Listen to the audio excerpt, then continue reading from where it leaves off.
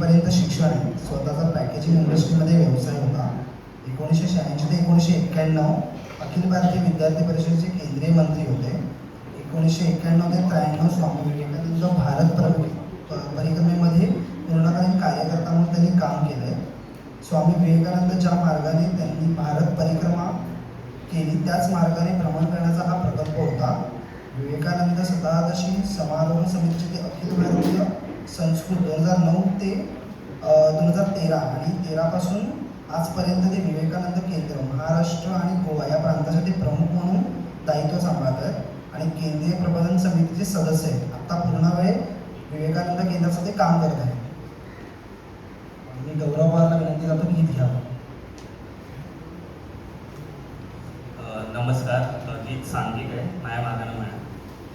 हम युवाए हम करे, हम युवाए हम करे, मुश्किलों से सामना, मुश्किलों से सामना, मुश्किलों से सामना, मुश्किलों से सामना, मातृभूमि हित जगे, मातृभूमि हित जगे, है हमारी कामना, है हमारी कामना, है हमारी कामना, है हमारी कामना, संस्कृति पली यहाँ, संस्कृति पली यहाँ, पुण्य भूज प्यारी है, पुण्य भूज प्यारी है, जननी वीरों की अनेक, जननी वीरों की अनेक, भरत भू हमारी है, भरत भू हमारी है, ऐसा युवक कहा, ऐसा युवक कहा, दिल में जिसके राम नाम, दिल में जिसके राम नाम, दिल में जिसके राम नाम, दिल में जिसके राम नाम, हम युवाए हम करें, हम युवा है हम करें, मुश्किलों से सामना, मुश्किलों से सामना, मुश्किलों से सामना, मुश्किलों से सामना, मातृभूमि हित जगे, मातृभूमि हित जगे, है हमारी कामना, है हमारी कामना, है हमारी कामना, है हमारी कामना, ये कदम हजारों अब ये कदम हजारों अब रुक न पाएंगे कभी, रुक न पाएंगे कभी, मंजिलों पे पहुँच कर मंजिलों पे पहुँच कर ही विराम ले सभी, ही विराम ले सभी, ध्येय पूर्ति पूर्व अब ध्येय पूर्ति पूर्व अब रुक न पाए साधना, रुक न पाए साधना, रुक न पाए साधना, रुक न पाए साधना, हम युवाए हम करे, हम युवा है हम करें, मुश्किलों से सामना, मुश्किलों से सामना, मुश्किलों से सामना, मुश्किलों से सामना,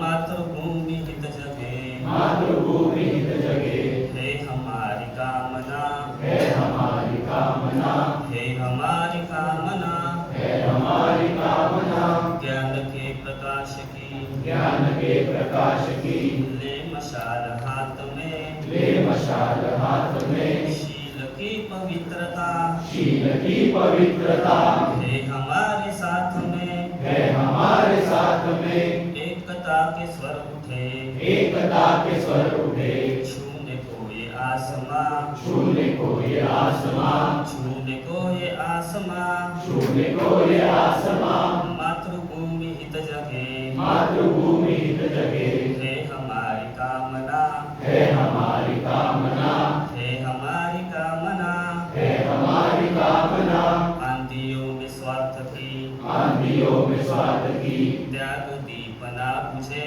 त्याग दीपना बुझे, मातृभू को प्राण दूं, मातृभू को प्राण दूं, याद है शपथ मुझे, याद है शपथ मुझे, मैं कहाँ अकेला हूँ, मैं कहाँ अकेला हूँ, साथ है ये कारवां, साथ है ये कारवां, साथ है ये कारवां, साथ है ये कारवां, हम युवाए हम करें, हम युवा है हम करें, मुश्किलों से सामना, मुश्किलों से सामना, मुश्किलों से सामना, मुश्किलों से सामना, मातृभूमि हित जगे, मातृभूमि हित जगे, है हमारी कामना, है हमारी कामना, है हमारी कामना, है हमारी कामना। धन्यवाद.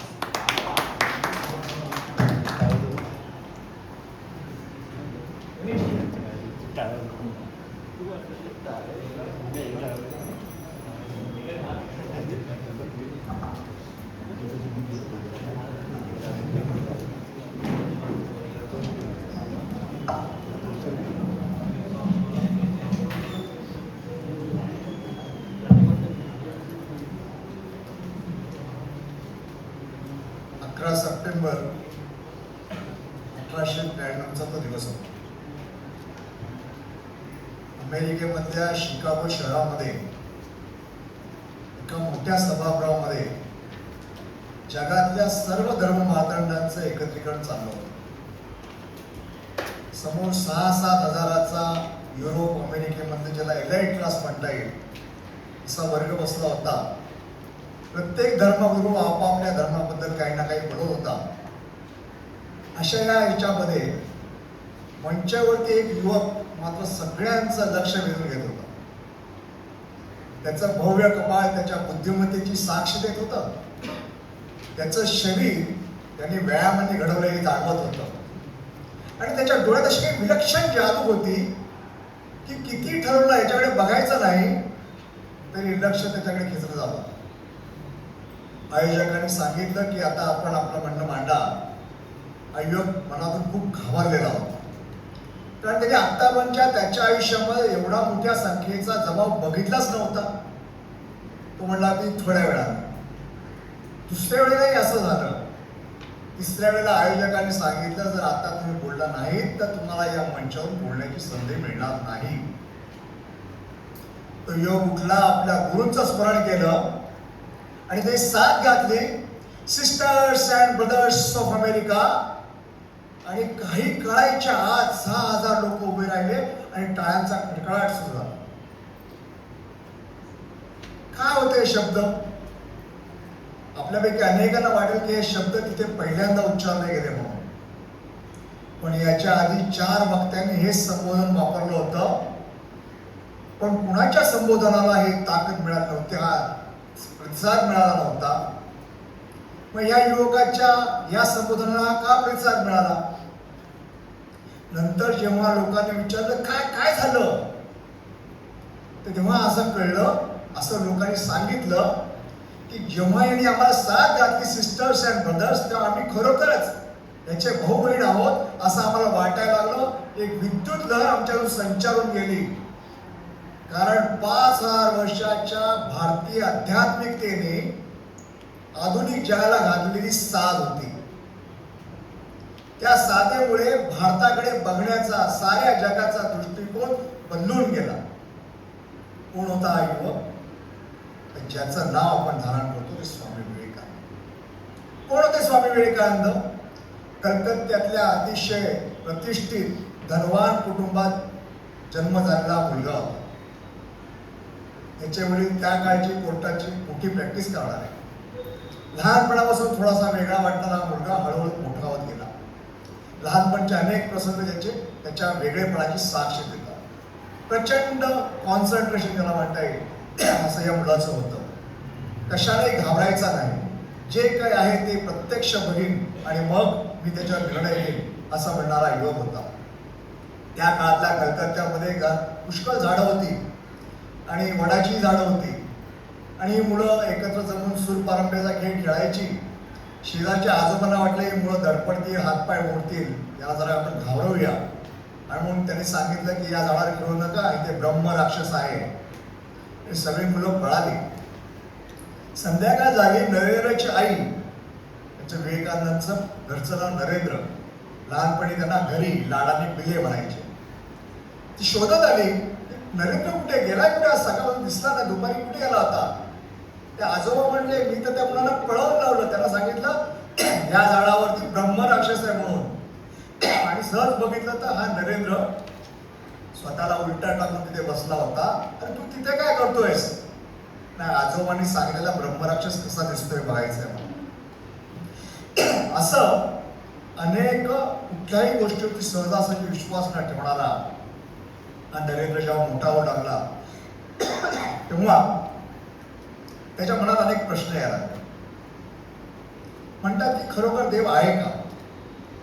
आणि जो भेटेल त्याला तो हा प्रश्न विचारायला लागला. कलकत्त्यातल्या त्या काळच्या जे समाजधुरीण होते, आध्यात्मिक क्षेत्रातली मोठी माणसं होती, सगळ्यांकडे जाऊन हा प्रश्न विचारायचा, सर आपण देवाला पाहिलं का? मग रवींद्रनाथ टागोरांचे वडील, त्यांच्याकडेही त्याने जाऊन हा प्रश्न विचारला. आणि ते कुठे बसले होते? गंगेमध्ये एका बोटीवरती ध्यानाला बसले होते. तिथे हा पोहत पोहत गेला आणि त्याला प्रश्न विचारला की सर तुम्ही देवाला पाहिलात का? तर मी पाहिलं नाहीये, पण तुझे डोळे मला सांगताय की तुला देवाचं दर्शन होईल. ते होईल तेव्हा होईल, तुम्ही नाही ना पाहिलं. असंच एकदा कॉलेजमध्ये इंग्रजीचा तास होता आणि नेहमीचे प्राध्यापक रजेवर होते म्हणून त्यावेळी त्यांच्या कॉलेजचे ब्रिटिश प्राचार्य हिस्टिंग म्हणून शिकवायला आले होते आणि वर्ड्सवर्थची कविता शिकवत होते. आणि शिकवता शिकवता एका शब्दापाशी ते अडले. शब्द होता द ट्रान्स. त्या शब्दाचा अर्थ त्याला सांगता येईना मुलांना, म्हणून त्याने सांगितलं की ते दक्षिणेश्वरी म्हणजे कलकत्त्याच्या एका उपनगरामध्ये देवीच्या देवळामध्ये एक पुजारी राहतो, तो अशा अवस्थेमध्ये असतो. झालं. नरेंद्र सगळ्या मित्रमंडळींना घेऊन दक्षिणेश्वरला गेला आणि त्यांनी बघितलं, शोधायला सुरुवात केली कोण आहे तो पुजारी. एका छोट्याशा खोलीमध्ये एका पलंगडीवरती एक अर्धवयाचा मनुष्य, ज्यांनी दाढी नीट केलेली नाही आहे, कपड्याचा काही फार पत्ता नाही आहे. आणि नरेंद्राच्या मनात प्रश्न पडला की एका ब्रिटिश प्राध्यापकांनी आपल्याला सांगितलं की असा असा मनुष्य आहे, पण याच्याकडे बघून काय वाटत नाही बाबा, पण आता आलोच आहे तर प्रश्न विचारूया. आणि मग त्यांनी तोच प्रश्न विचारला, सर तुम्ही देवाला पाहिलात का? आणि जगाच्या इतिहासात पहिल्यांदा उत्तर मिळालं, हो मी देवाला पाहिलं आहे. तुला जितक्या स्पष्टपणे पाहतो आहे त्याच्याहून अधिक स्पष्टपणे मी तुला पाहिलं आहे. तुला बघायचं आहे का? नरेंद्रची गडबड झाली.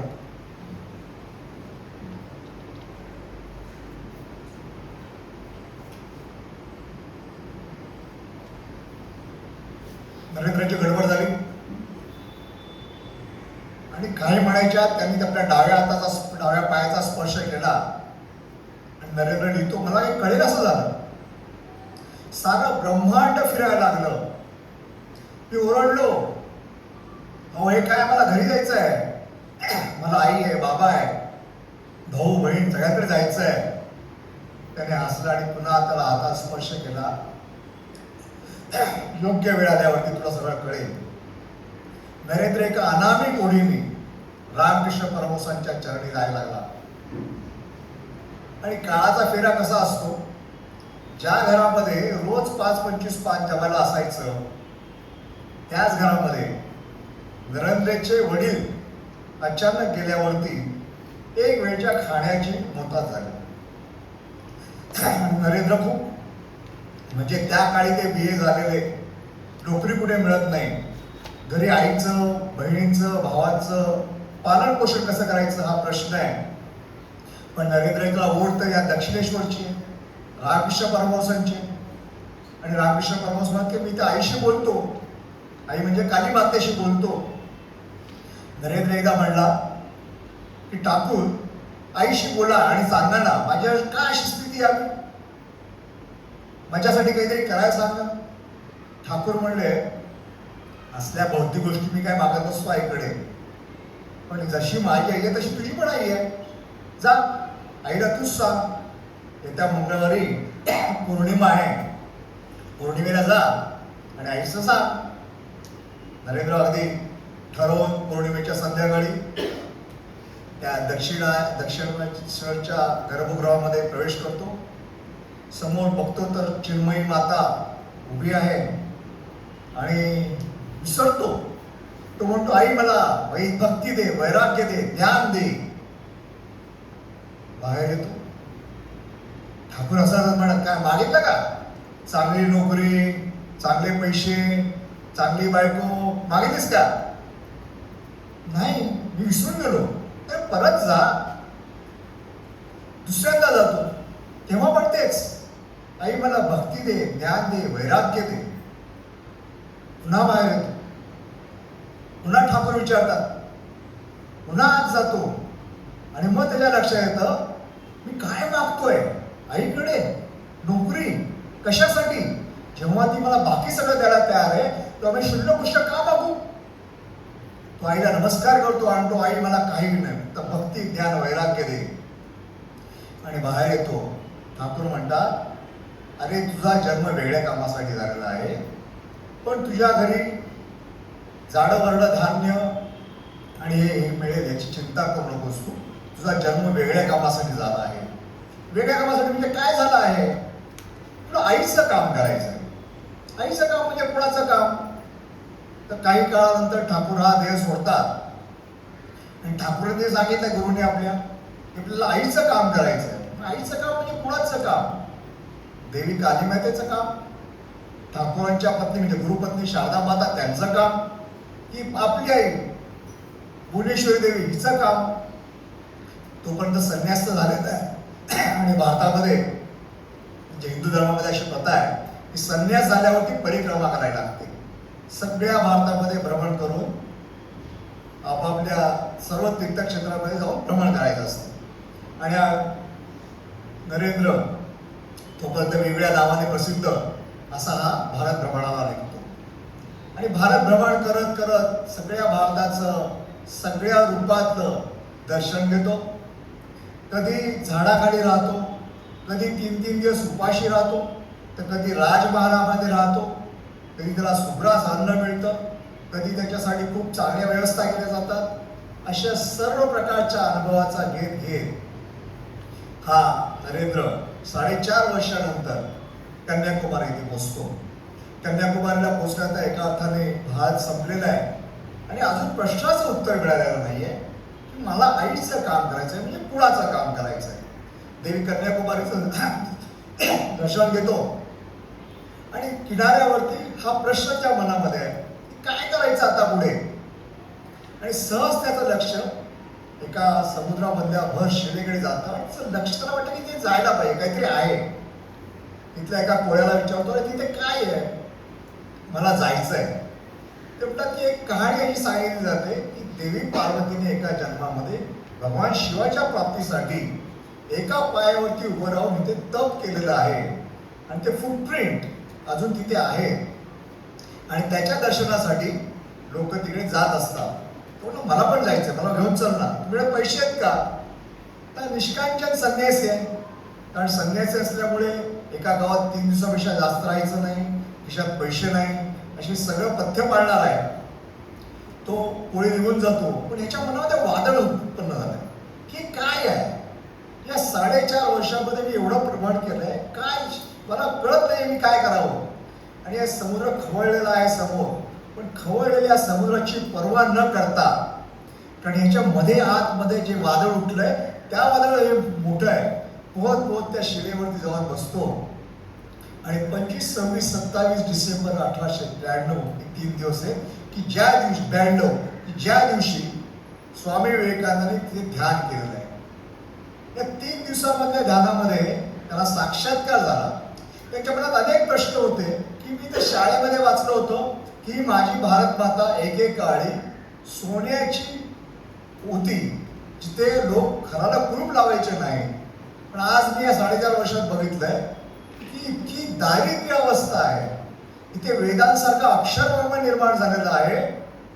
आणि आज मी बघतोय प्रत्यक्षामध्ये की निम्म्यावर लोकांना लिहिता वाचता येत नाहीये. इतकी सुसंपन्न माझी माता भारत माता, तिची आत्ताशी स्थिती का झाली, याच्यासाठी मी काय केलं पाहिजे, ह्या विषयावरती त्यांनी ध्यान केलं. भारतामध्ये ध्यानाची परंपरा खूप प्राचीन आहे, म्हणजे राष्ट्र ध्यान आहे. आणि या ध्यानामध्ये त्या 3 दिवसामध्ये त्यांना साक्षात्कार होतो की भारताची सगळी दैन्य अवस्था आहे जी अधोगती झालेली आहे, याच्या 2 मुख्य कारण आहेत. एक तर इथला हिंदू हा संघटित नाहीये आणि दुसरं इथे इथल्या मातृशक्तीला योग्यतेचा जो मान आहे तो दिला गेला नाही, तिची अवहेलना केली गेलेली आहे. या 2 गोष्टीसाठी तुला काम करायचं आहे. तुला इथला समाज संघटित करायला पाहिजे, समाज एक केला पाहिजे. संघटित समाज हाच उत्तर देऊ शकतो. पण समाज संघटित करायचा असेल तर तुला पहिल्यांदा पश्चिमेकडे जावं लागेल. तिथे वेदांताचं, तिथे हिंदू धर्माची महती जेव्हा तू सांगशील, जेव्हा अमेरिकेमध्ये तुला मान्यता मिळेल तेव्हा या देशातले लोक तुला विचारतील. दुर्दैवाने 150-200 वर्षांत तुला हेच खरं आहे. जेव्हा अमेरिकेमध्ये त्याची पोचपावती मिळते तेव्हा इथली समाज व्यवस्था त्याला जागृत करते, ऐकून घेते. आणि म्हणून जो पहिला प्रसंग मी सांगितला त्यासाठी स्वामी विवेकानंद अमेरिकेमध्ये गेले आणि अमेरिकेमध्ये त्यांनी हिंदू धर्माची, वेदांताची एक वेगळी ध्वजा फडकवली. पण स्वामी विवेकानंद हे आपले आदर्श कशा होऊ शकतात? आता संन्यासी मनुष्य आपण सगळ्यांनी बघितलंय, हे आपल्यासारख्या ग्रस्तांचे, संसारी लोकांचे आदर्श कसे होऊ शकतात? पण स्वामी विवेकानंदांचं चरित्र जेव्हा जेव्हा वाचतो आपल्याला लक्षात येतं की स्वामी विवेकानंदांनी जरी भगवा पेरला असला तरी सुद्धा त्यांच्या एका पाश्चात्य शिष्याने वर्णन केलेलं आहे की आपल्या सगळ्यांच्या छातीत जर स्टेथोस्कोप लावला तर आपल्याला हृदयाचा आवाज धक धक धक असा येईल. स्वामीजींच्या हृदयाला जर स्टेथोस्कोप लावला तर केवळ भारत भारत भारत हा शब्द येईल. या मातीवरती, या देशावरती जे विलक्षण प्रेम केलेलं आहे याने सगळ्यांना आपल्याला जगण्याची दिशा दिलेली आहे, तो हा संन्यासी आहे. स्वामी विवेकानंद जेव्हा प्रसिद्ध झाले 11 सप्टेंबर नंतर अमेरिकेमध्ये मोठ्या प्रमाणावरती त्यांचे पोस्टर्स लागले. Cyclonic mock of Hindu, cyclone of India आणि त्या सर्व धर्म परिषदेवरती एका अर्थाने राज्य केलंय विवेकानंदांनी केलं. ज्या सर्व धर्म परिषदेचा मुख्य उद्देश काय होता तर जगातल्या सगळ्या लोकांना बोलवून हे प्रसिद्ध करायचं होतं त्यांना की जी अमेरिकेमध्ये सुबत्ता आहे, अमेरिकेमध्ये जे मोठेपण आहे याचं कारण अमेरिका हा ख्रिश्चन स्टेट आहे म्हणून, आणि ख्रिश्चन धर्म तुम्ही स्वीकारलात की सुबत्ता तुमच्याकडे येईल असा एक संदेश देण्यासाठी या परिषदेचं आयोजन केलं होतं. पण झालं उलटच. अमेरिकेमध्ये प्रश्न असे विचारायला लागले की ज्या देशामधून, कारण स्वामीजींनी जो वेदांत सांगितला होता, ज्या देशामध्ये अशा वेदांताचं वाचन झालेलं आहे, वेदांताची एक मोठी परंपरा आहे, त्या देशामध्ये मिशनरी पाठवण्याची गरज आहे का, असं तिथे अमेरिकेमध्ये वादळ सुरू झालं. त्या रात्री स्वामी विवेकानंदांचा जेव्हा खूप मोठं हे झालं, नाव झालं, त्यांची राहण्याची व्यवस्था पण बदलली आणि एका अतिशय आलिशान घरामध्ये त्यांची राहण्याची व्यवस्था केली गेली. त्या रात्री त्या घरच्या यजमानाला स्वामीजींच्या बेडरूम मधून रडण्याचा आवाज आला.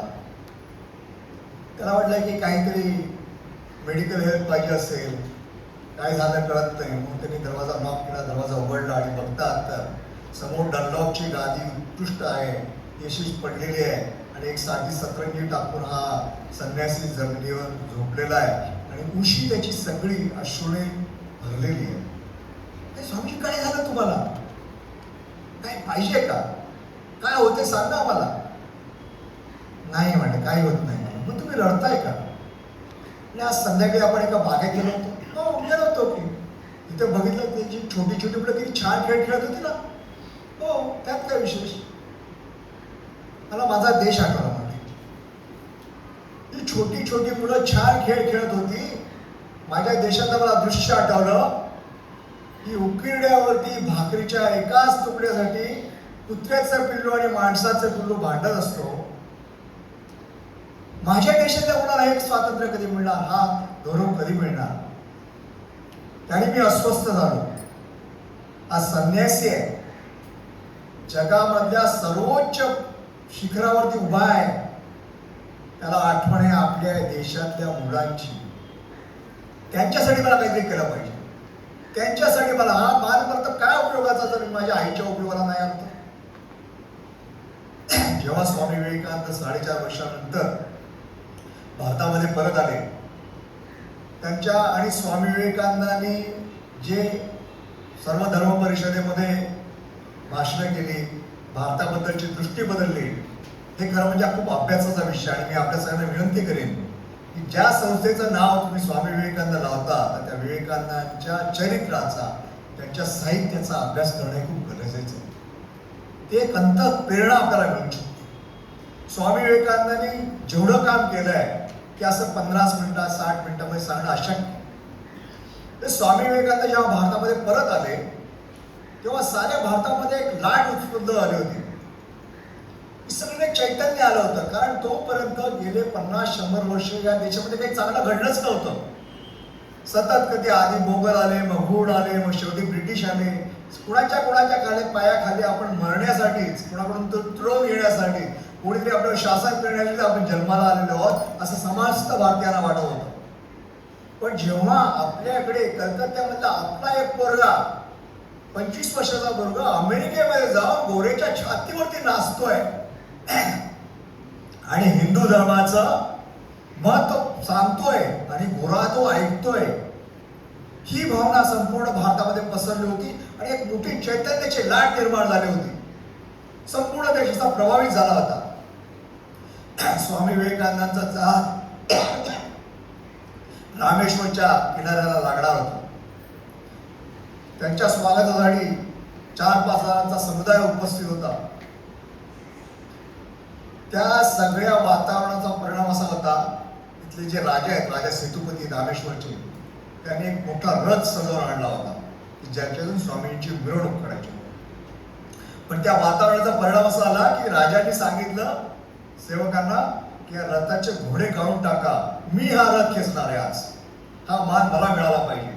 इतकं स्वामीजींनी आपल्यासाठी काम केलेलं आहे. आणि ते जहाज जेव्हा जमिनीवर भद्रामध्ये लागलं, स्वामी विवेकानंद उतरले आणि कुणाला काही कळायच्या आत जमिनीवरती लोळायला लागले. ज्याच्या स्वागतासाठी लोक जमले तो मनुष्य जमिनीवरती लोळतोय. राजांना कळेल काय करावं. राजे बुडाले, स्वामीजी काय करताय तुम्ही, तुमच्यासाठी इथे मोठा थाट आहे, काही बोलू नका, तुम्ही काय करताय, शांत राहा, शांत राहा.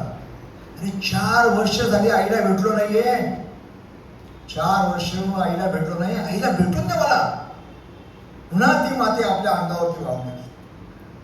हे जे देशप्रेम स्वामीजीने आपल्याला सांगितलेलं आहे, ह्या समाजाचा जो विचार आपल्याला स्वामीजींनी सांगितलेला आहे, तो त्यांच्या पुढच्या कोलंबो टू अल्मोराच्या प्रवासामध्ये हा सगळ्याचा बिंदू आहे.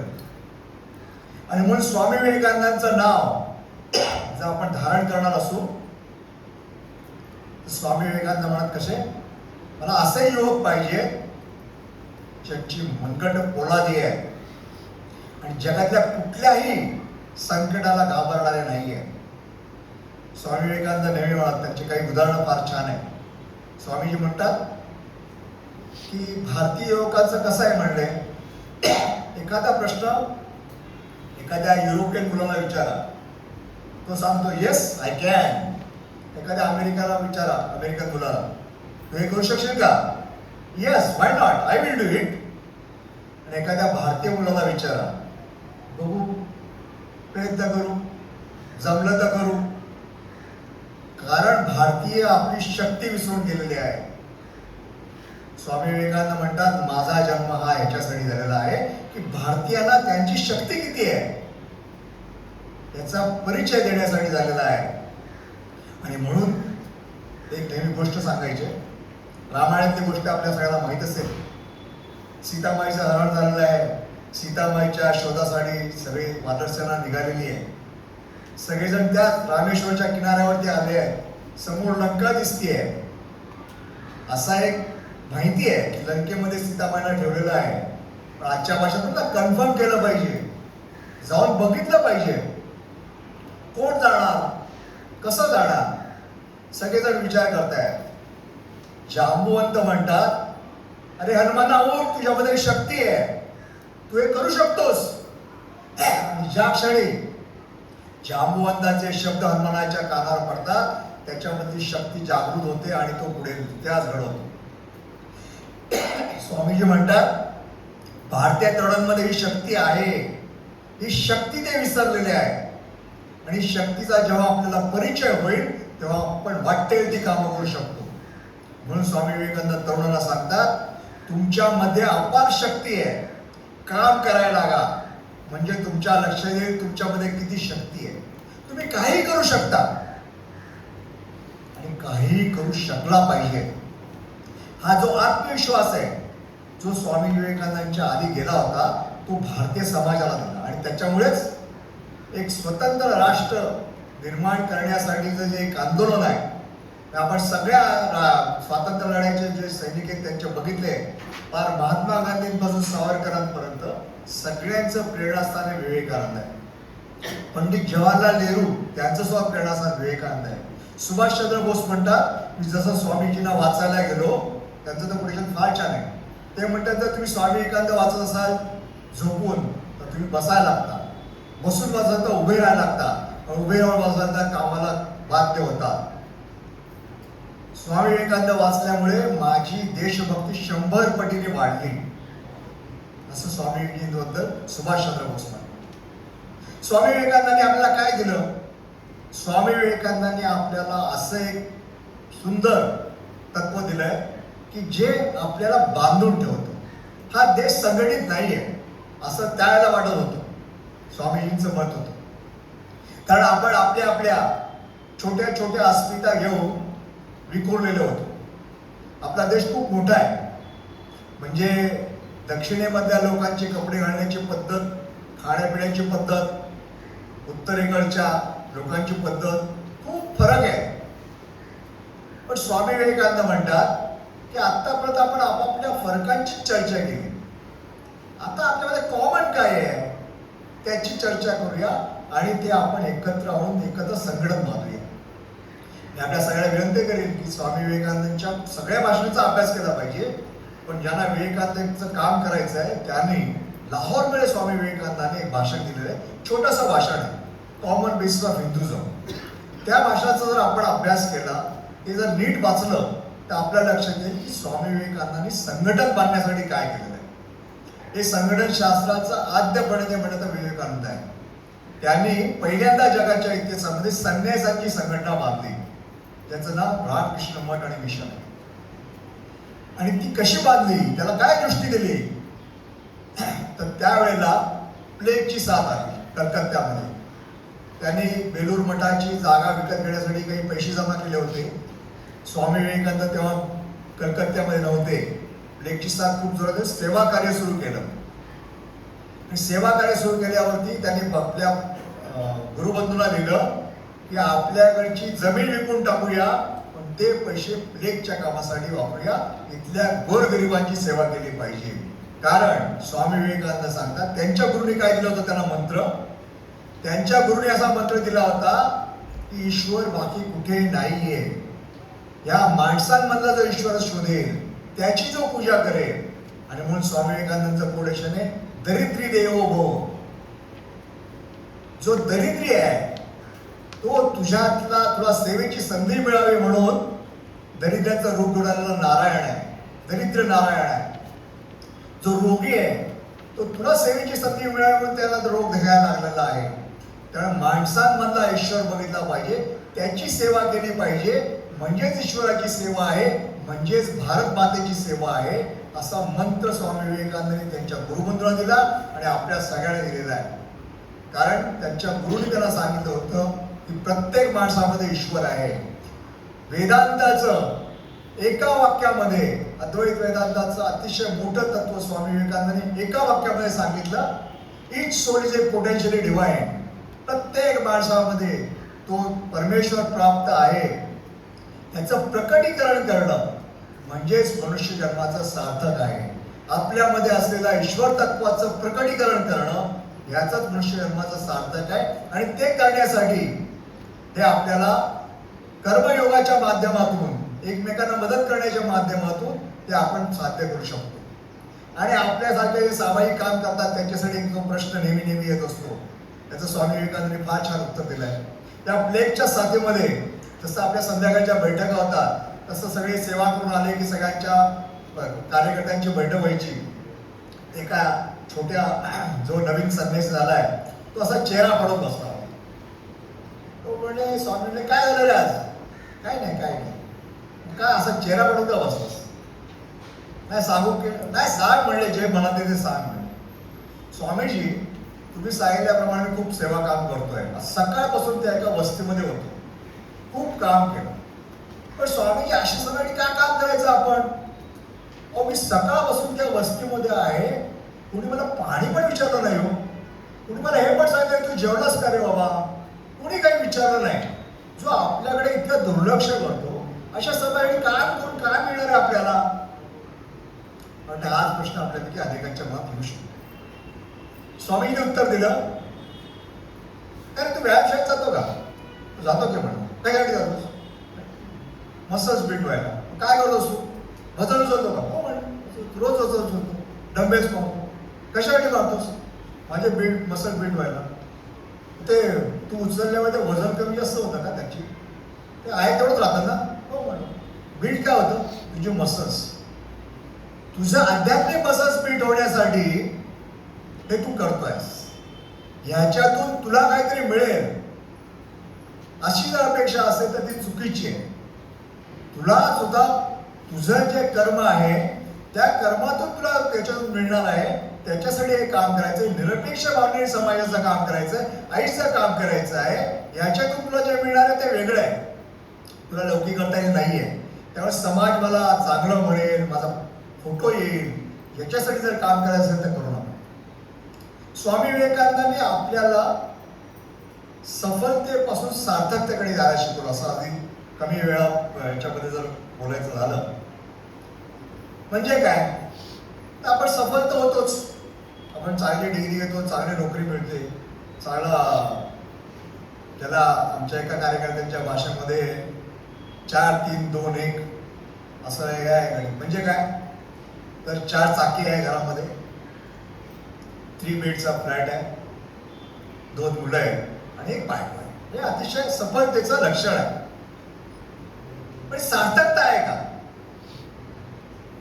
मी कशासाठी आलो, कशासाठी जन्मलो आणि माझ्या जगण्याचा आणि जन्माचा अर्थ काय?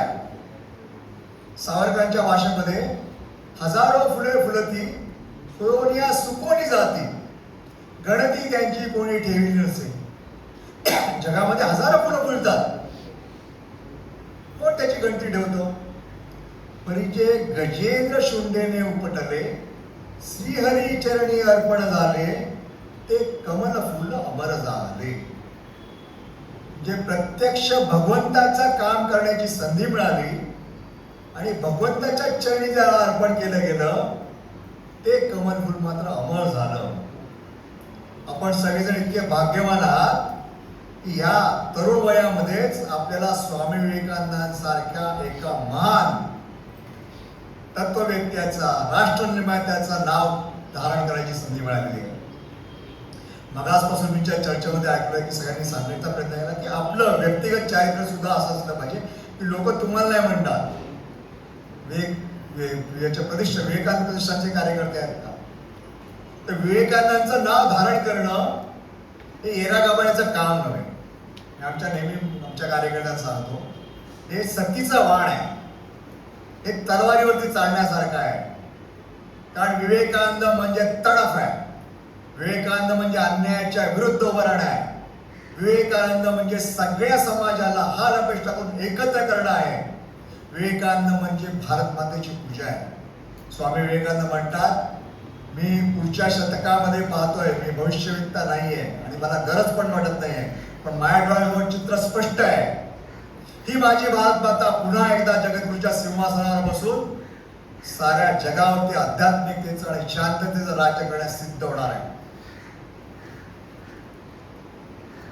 एका कॉलेजमध्ये मी गेलो तेव्हा असं म्हणलं की हा होणारच आहे ना, आम्हाला कशाला तुम्ही कामाला लावता, तुम्हीच म्हणता ना होणारच आहे. मी म्हणलं फार वर्षावर मी टीव्हीवरती फुटबॉलची मॅच बघत होतो. ईस्ट बंगाल आणि मोहन बगानचा संघ बऱ्याच वर्षानंतर समोरासमोर आले होते. आपल्याला माहिती आहे त्याच्यातलं शत्रुत्व, आणि बऱ्याच वर्षांत ईस्ट बंगालचा संघ जिंकला. एकदम आनंद उत्सव सुरू होता. त्या कॅमेरामनच्या लक्षात आलं की ईस्ट बंगालमधला एक खेळाडू आहे ना, तो नाचतोय पण चेहऱ्यावर आनंद नाही. त्याला काढला बाजूला. काय तुला आनंद झाला दिसत नाही? झाला की म्हणला पुष्कळशान जिंकलो आम्ही, चेहऱ्यावर तर दिसत नाही म्हटलं. बरोबर आहे, आमचा संघ जिंकला, मी सुद्धा पूर्ण वेळ मैदानात होतो म्हणे, पण माझ्या पायाला एकदा पण बॉल लागला. मग या विजयामध्ये माझं कॉन्ट्रीब्युशन काय? जेव्हा भारत माता जगद्गुरूच्या सिंहासनावर होईल आणि आता दिसायला लागलंय साऱ्या जगामध्ये, तेव्हा हा प्रश्न आपल्याला विचारला पाहिजे, आपण ह्याच्यात माझं कॉन्ट्रीब्युशन काय? हे कॉन्ट्रीब्युशन देण्याची संधी आपल्याला युवा प्रतिष्ठानाने मिळाली. जे काम आपल्याला दिलं गेलेलं आहे ते काम निर्लसतेने, निरपेक्षपणे आणि पूजा म्हणून, ही स्वामींची पूजा आहे, ही विवेकानंदांची पूजा आहे, असं जेव्हा करू तेव्हा जे निर्माण होईल ते इतकं प्रचंड असेल. स्वामी विवेकानंदांची एक गोष्ट आपण परत थांबतो, कारण वेळेचं बंधन आहे आणि स्वामी विवेकानंदाविषयी असं आहे की मी किती वेळ बोलू शकेन. स्वामी विवेकानंद नेहमी म्हणतात की कसं असतं पाहिजे कामाकडे बघण्याचा दृष्टिकोन. त्यांच्या गुरुबंधूंमध्ये कामाचं वाटप होतं. एकाला ठाकूरांची पूजा करण्याचं दायित्व मिळतं. हे काय, रामकृष्णांची पूजा करायची, त्याला रोज आरती करायची, पूजा करायची, तो त्या नीट करायलाच, कारण ठाकूरांची पूजा करायची. पण पूजेची भांडी घासण्याचं दायित्व ज्याला मिळालेलं आहे तो सुद्धा ही ठाकूरांचीच पूजा आहे. इतक्या तन्मयतेने जेव्हा ते त्याचं दायित्व पूर्ण करेल तेव्हा ज्याने ठाकूरांची पूजा केली त्याला पुण्य मिळणार, तेवढंच पुण्य यालाही मिळणार आहे. त्यामुळे या यात्रेमध्ये कदाचित मला कुठल्या तरी एका कोपऱ्यावरती उभं राहून काहीतरी छोटंसंच काम असेल, हे कसलं काम दिलं मला असं मनात न आणता, ही सुद्धा स्वामींचीच पूजा आहे, ही सुद्धा भारत मातेची पूजा आहे, अशा भावनेने जेव्हा आपण काम करायला लागतो, अशा भावनेने सांघिकदृष्ट्या काम करायला लागतो, तेव्हा स्वामी विवेकानंद आपल्यामध्ये होत होता. भगिनी निवेदिता आणि स्वामी विवेकानंदाचा संवाद आहे. स्वामी विवेकानंद भगिनींना म्हणले की आता मी लवकरच हा देह सोडणार आहे. भगिनी म्हणतात असं कसं, तुम्ही तर म्हणतात की या भारतातला जेव्हा शेवटचा कुत्रा सुद्धा जोपर्यंत उपाशी आहे तोपर्यंत मला मुक्ती नको आहे, आणि आता कसं देह सोडायच्या गोष्टी करतात.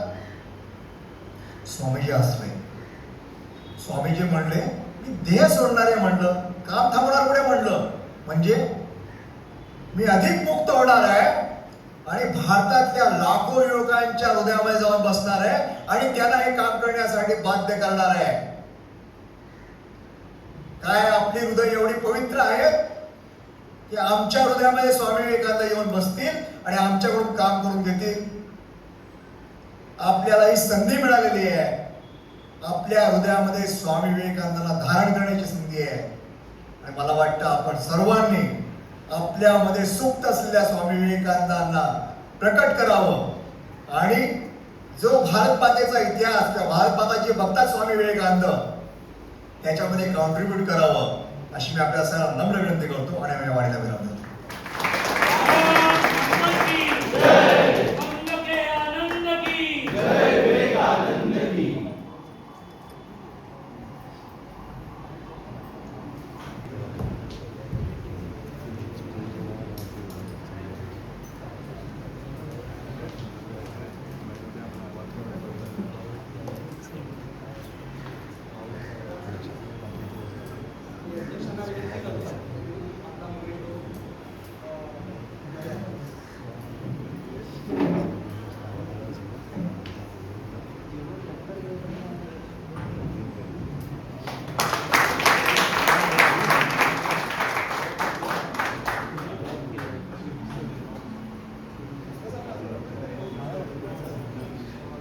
आपल्याकडे मोकळा वेळ आहे.